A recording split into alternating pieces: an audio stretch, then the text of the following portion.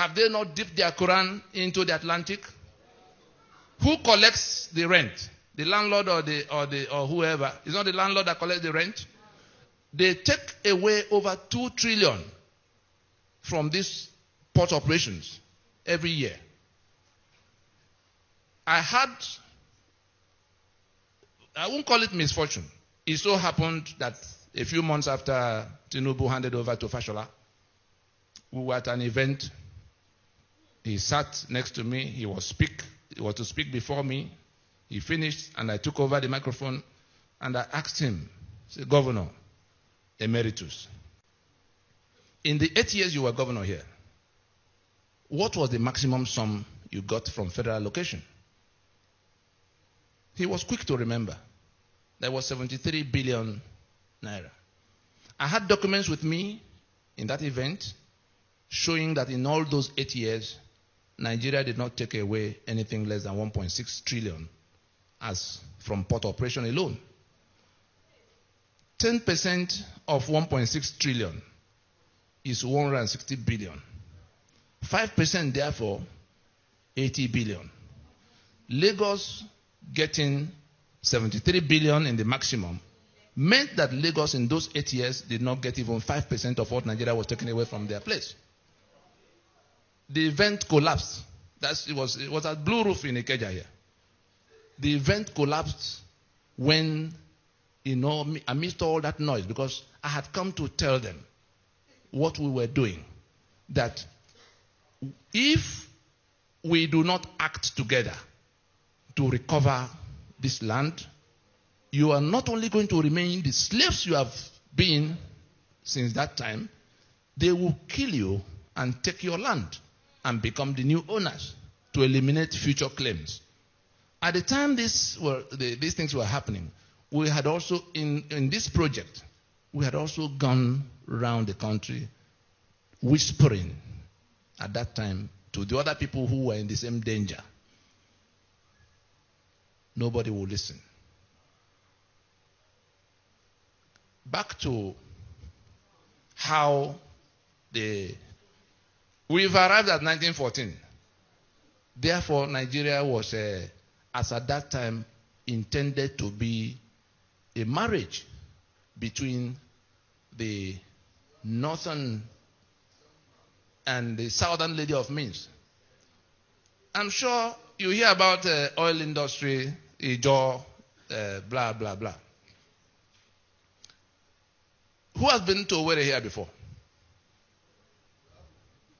Does anybody know where they call Shell Camp in Owerri? Is there anybody here who has ever heard about Shell Camp in Owerri? There's a place called Shell Camp. I'm sure you do not know that Shell was headquartered in that place for 42 years, going to Port Harcourt in 1960. And it's not a small facility. You know the Modotel Hotel that has become Rockview? That's the gate area. Government House Owerri, the whole of that government house, was inside that facility.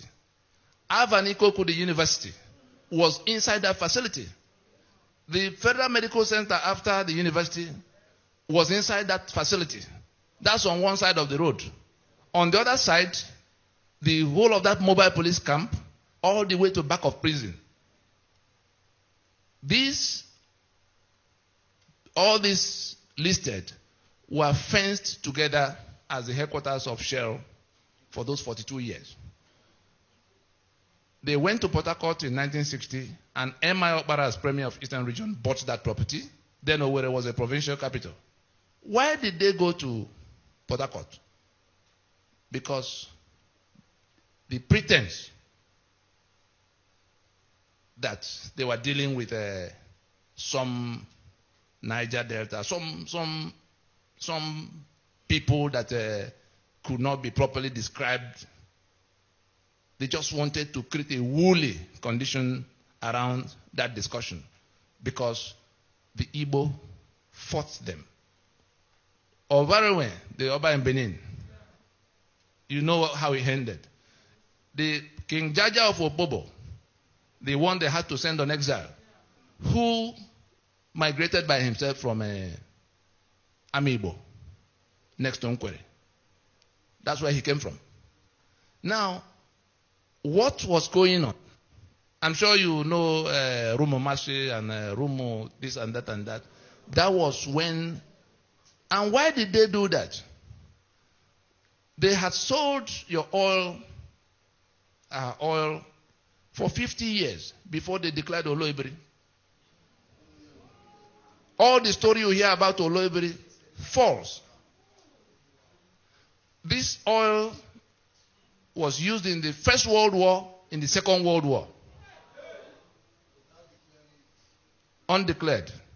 It was property of the... Nigeria was their colony, was their property.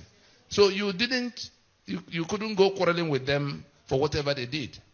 But in pretending that it was not so, clearing out the history books, I've had the misfortune of meeting with governors from the place and senators who did not know that this was the case. They believed Oloibiri with all their heart until I confronted them with the documents in our possession.